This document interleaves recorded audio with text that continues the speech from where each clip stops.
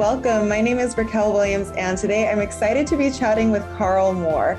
Now, Karl is an entrepreneur who works in the world of technology, science, and psychology.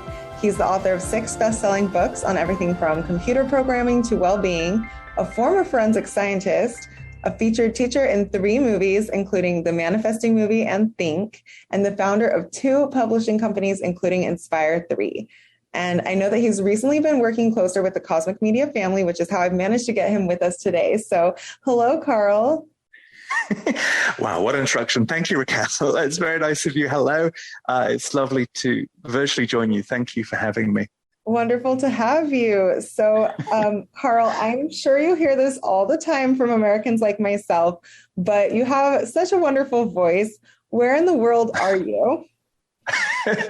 Thank you. That's so nice. Yeah, the accent always gives it away. So I'm British. I live in the UK, in the northern half of the UK in Manchester, tucked away in a beautiful little corner called Salford Quays. And I'm speaking to you right now from my office there, actually. It's an unusually sunny day. I'm overlooking the canal waters now toward the city skyline and toward Manchester United, actually, which is another one of those things that people in the US always seem to know about Manchester, you know.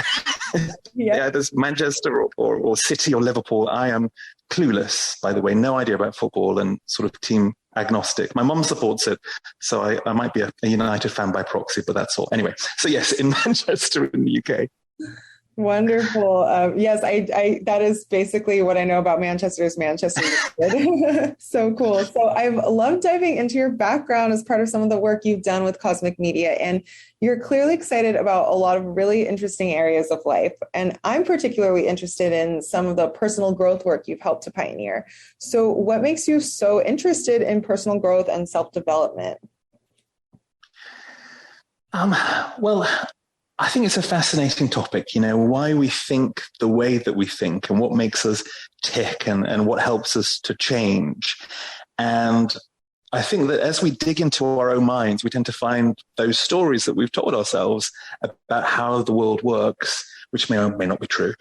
But more importantly, we tend to find those stories that we tell ourselves about ourselves. And I think that that's where we find those kind of limiting thoughts and blocks, the kind of stories that might hold us back and that we might want to take control of and even potentially change that internal narrative to help live a more fulfilling life. So to me, that whole process, you know, how the brain pieces reality together, how we interpret and exist on that framework, I think that's all just like crazy exciting and interesting. And also, you know, I'm a completely flawed human being too, with like a zillion faults and quirks. So I think one big reason I'm involved in personal development is because I'm the one that needs it the most, you know. So yeah, it's fascinating.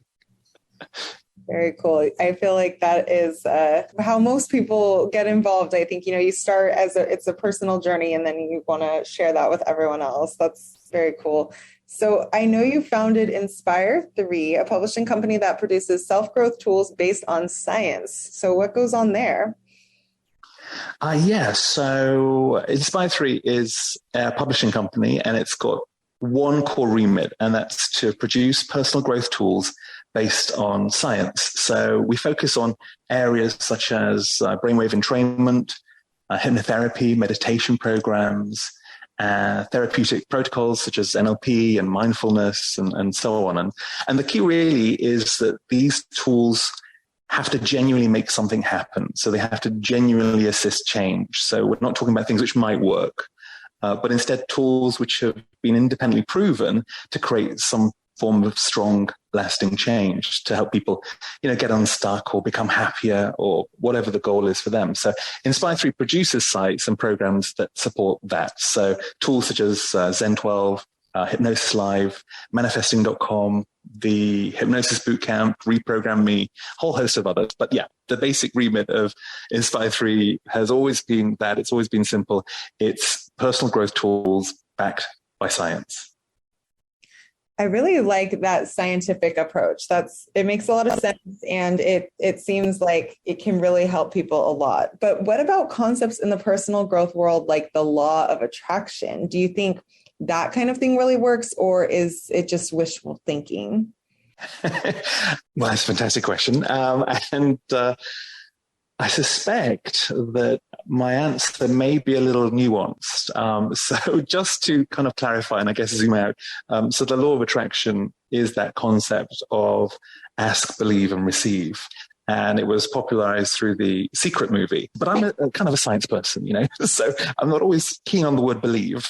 I tend to like concepts that can be proven and, can be repeated with success. So if something works for just a few people, but not for most, then, we probably wouldn't call it a success. So if you went and found a bottle of pain relief pills, which only worked for the few people that believe in them, you probably wouldn't find them in Walmart. So I like the science-based approach. So although I'm not a fan of the idea of the law of attraction particularly, it's clear that it's had a lot of success among people. And I think that's because there's something even more interesting going on under the hood. And those people that are experiencing success with it are actually doing something else. So I would say that those people are manifesting. And this was actually the focus of one of our projects, manifesting.com, where we attempted to figure out precisely what was going on sort of science-wise when people were using the law of attraction successfully. And what we found was that they were activating certain neural processes that were kind of triggering a series of events which brought about their ultimate success. So they were using focus, for example, to trigger the reticular activating system, which is like the brain's spam filter. They were getting all excited and that activated the amygdala, the mental highlighter, which sort of tells your brain what's important and what's not.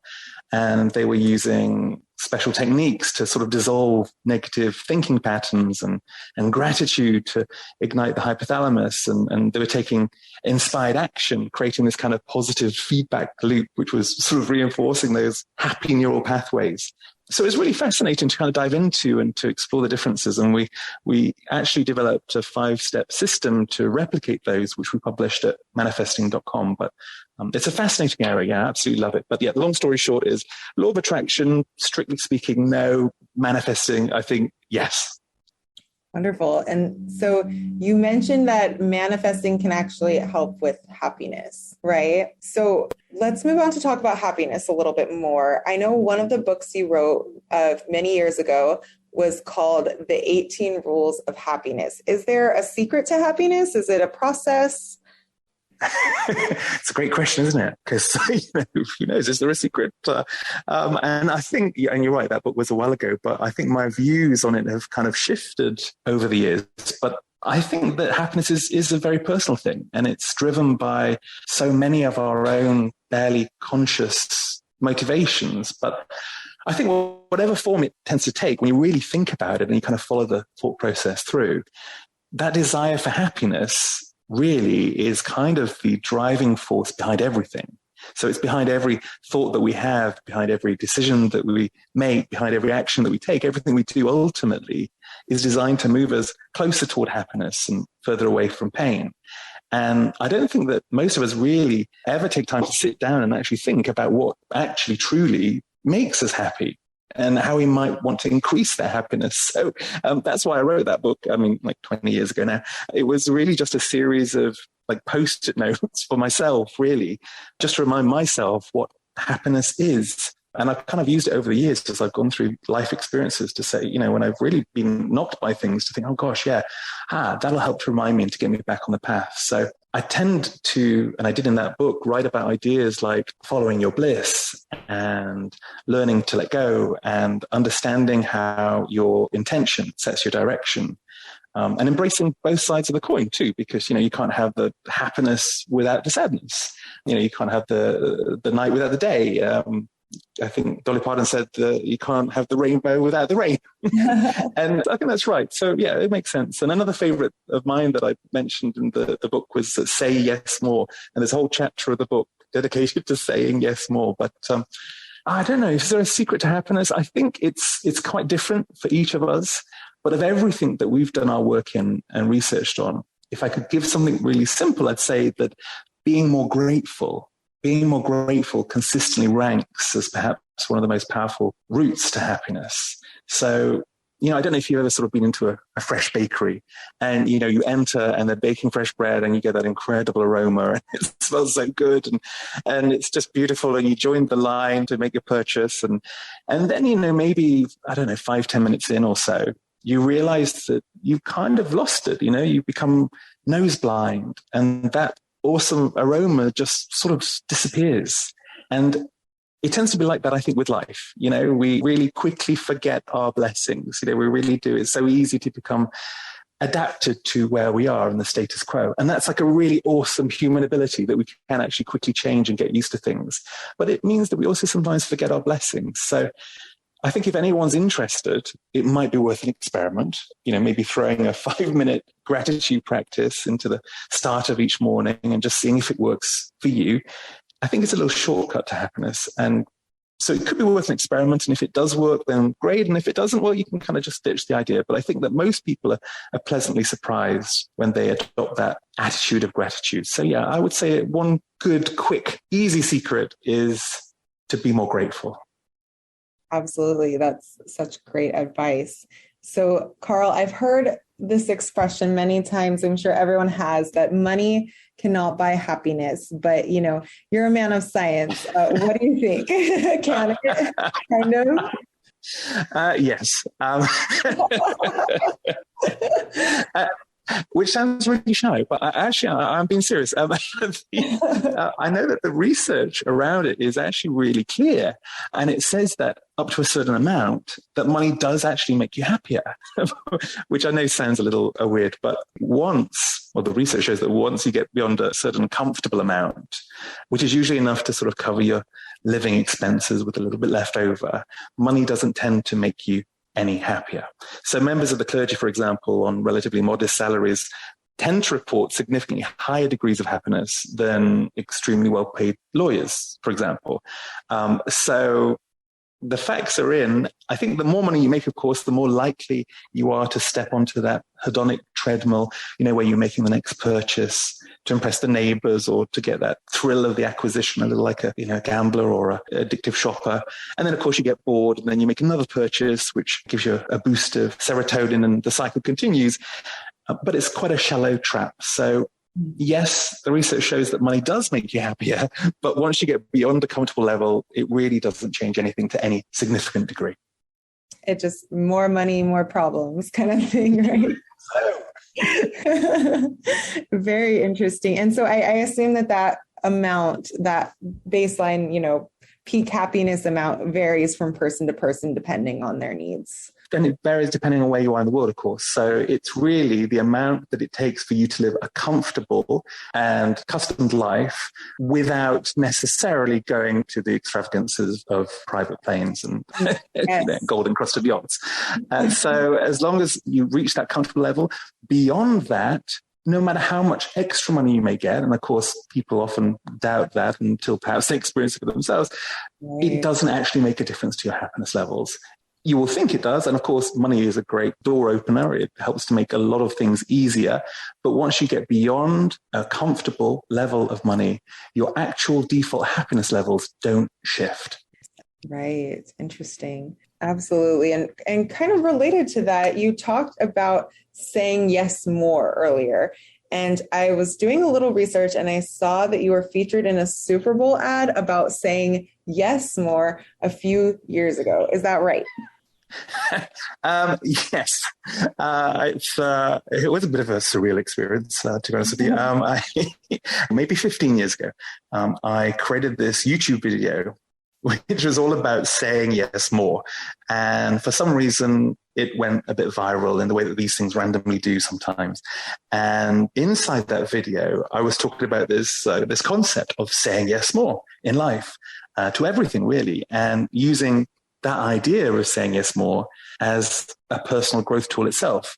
So just to explain, by the way, that idea is that you would make the decision to say yes more to everything in your life in order to move more in the current of life rather than flowing against it. And it's like a really beautiful concept that Danny Wallace wrote about in his book, Yes Man. And so my video was all about saying yes more to everything. So saying yes to party invitations, saying yes to emotions, saying yes to adventures, saying yes to problems, saying yes to the positive as well as the negative. And So the idea was to say yes more to everything, to open yourself up to life and allow all of the ups and downs to be welcomed so that you're living in this constant state of flow and adventure just by saying yes more, sí a todo, or having a bias for yes. And a year or two later, I had a big law firm get in touch asking to speak to me on behalf of this client, and they wouldn't tell me the name until we'd signed NDAs and the like, and it was all a bit secretive. And anyway, it turned out to be Google, and they wanted to use this clip of this sort of say yes more video during a Super Bowl ad where they wanted to kind of showcase the possibilities of the web. And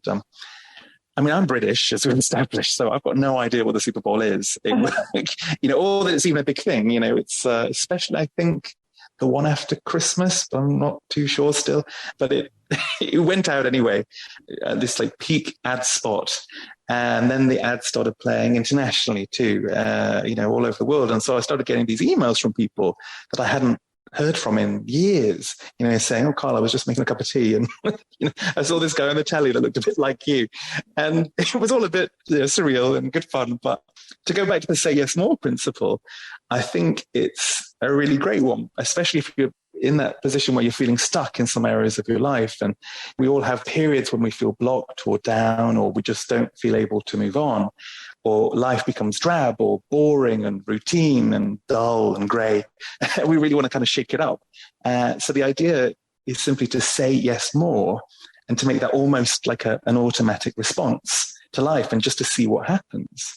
And that doesn't mean, by the way, sort of saying yes more to like a greater workload or, like agreeing with all the problems in the world, but rather to accept them as they are, to say yes to what is in this moment so that we can get out of any wallowing and we can start to take more action. And I think that life can be way more adventurous than we think when we think like that, if we can start to say yes more. So that was the core idea behind it, say yes more. But let me just add, by the way, that I'm definitely absolutely not a guru of any sort at all. Everything I've talked about today are more like little reminders for myself. If it works for me, it might work for someone else or maybe not. So as you said, I'm more of a science sort of person. So, try it, experiment with it. If it works, it works. If it doesn't, well, you just kind of throw it out and move on. But yeah, say yes more. This is a real experience. I'm glad I said yes to the NDA that moved me forward to feature on this random ad. Well, yeah, I'll say, especially not knowing, that it was for Google, not knowing that it was going to be on the Super Bowl, which is, I'm sure you know this now, but the biggest ad experience in American culture. Like that is where you want your ads. So that's awesome. Well, can I ask, because can I ask you a question? Because I'm still not sure. Is it the one immediately after Christmas that is the big one? It is. It's about a month, a little over a month after Christmas. Ah, okay, right. Okay, so that was I think where it all kicked off. So cool. Yeah. Many people who are not fans of American football, they will watch the Super Bowl specifically for the ads. I already told you how you used to say I'm at football, or that version of football. So yeah, I'm just clueless. Honestly, me too. So Karl, tell me, what projects are you working on right now? Like, I'm so excited to hear what's in the future. So at the moment, I'm working to help to finalize a couple of really exciting programs that we're working on. But again, I'm really just the junior here. So I kind of bring together the experts and I help stick together the different bits to create tools that can make some real change in people's lives, in my life, in your life. And so right now I'm working on one program designed to help in the healing of childhood trauma, which we all have to one degree or another, even if we don't internally classify it as trauma. And I am also working on a research project where we're attempting to bring together kind of a half dozen different healing modalities into a single format to try to create a therapy program that brings about rapid, lasting inner change. And it's all crazy interesting to me anyway. It's what makes me jump out of bed in the morning. I've honestly been this way since I've been a teenager with it. And I think it's that journey to know oneself as well. The stories that we tell ourselves about ourselves and how we might change that narrative. So And I think to anyone listening to this, by the way, who's on their own personal development journey or working on self-improvement, I really just want to say like huge kudos to you, because you've got my highest respect and awe, because it is a true journey, a real journey, the journey inside oneself. And I really think it pays off. It's incredible. So big respect to you. But yeah, that's what I'm on right now. Very exciting. I can't wait to see all of that you have in store for us. So tell me, Karl, imagine that you could just take one piece of wisdom from all the work you've stumbled across, one true secret or insight. What would that be? And there are probably a lot of people listening that are seeking answers, as we just said. So what could be one thing that you would share with them? You certainly ask great questions, Raquel. Well, let me just repeat that, again, I'm definitely a guru. And so I don't want to be that for anyone. I think that we're all our own internal guru. We're the guru that we should follow. And so it's up for us to look inside to find those answers. But I think if people are actively seeking answers, then it might just be worthwhile deciding that now is the time to stop being a seeker and to start being a finder. And that maybe, you don't actually need any secrets. And perhaps we're just overthinking this whole thing. And you can just decide to be happy in this moment right now. And maybe that's just as simple as it is. Maybe you're not broken. Maybe you don't need to be healed. Maybe you don't have to keep searching for solutions and answers, because maybe, just maybe, everything is just perfect as it is in exactly the weird and wacky and messed up way that things are right now. And maybe that's almost the secret. I think that one of the major influences in my life and my work has been Hellenistic philosophy, and in particular the Stoics. And they had this very particular idea, a very special way of looking at life. And I think that would be one of the secrets that I'd carry around with me. And it really goes in with that everything's fine idea, because they developed this concept that we now call the dichotomy of control. And it's this idea that you only ever have control over your own conscious thoughts and actions, and everything else is outside your control. So you can control the conscious thoughts in your mind and the actions that you take in the world, but everything else is outside your control. And that means like everything, So whether you get a promotion at work, or other people's annoying habits, or how other people see you, or the global economy, or your wealth, or your health, or, death itself, really. You can attempt to influence each of those things, but you can't truly control them. They're outside of your control. And the only things in life that you directly control are your conscious thoughts and actions. And that was one of the core tenets of the Stoics. And it sounds really pithy and throwaway and kind of a bit Pollyanna, at first. But I think when you really think it through and you give it your attention, it can become a really profound thought. And it can be really eye-opening, because to acknowledge that you can't control external factors can actually be quite reassuring, because it means that you can just kind of stop stressing about them and move on. So I think that's one secret, not that secret, it's been around 2,000 odd years, but secret piece of wisdom that I've really embraced in my life, that idea to sit back and to ask, what's really stressing me out right now? And if it's outside of my control, and remember that most things are, then we can just chill out about it, because everything in general is fine. So my approach, I think, is to make that a mindset. So to focus on what you can control, to accept the things that you can't control, and try to influence them if you wish. And maybe throw into that, be grateful. And if you can, keep saying yes more to everything. But together as a package, I think that's kind of a shortcut to realizing that you can be happy right now in this crazy world, just as it is, with all the madness and weirdness and all the things that are going on, with nothing else that you need to do except to be happy right now in this moment. And I guess, to get philosophical, this moment is all there ever really is. So I think that'd be my take-home secret. Well, Karl, I have to tell you, ever since I started doing research for this interview, I've absolutely been riding a wave of happiness that's just rubbed off on me just from reading some things that you wrote. So I think that's a really excellent insight. And this has been an awesome experience interviewing you. Thank you so much for joining me today. Oh, you bet, Raquel. It's a real pleasure. Thank you to everyone that actually made it to the end, by the way, as well. I'm truly grateful for that. And it's been a true joy. Thank you. I really appreciate your insights, and I really can't wait to chat again soon.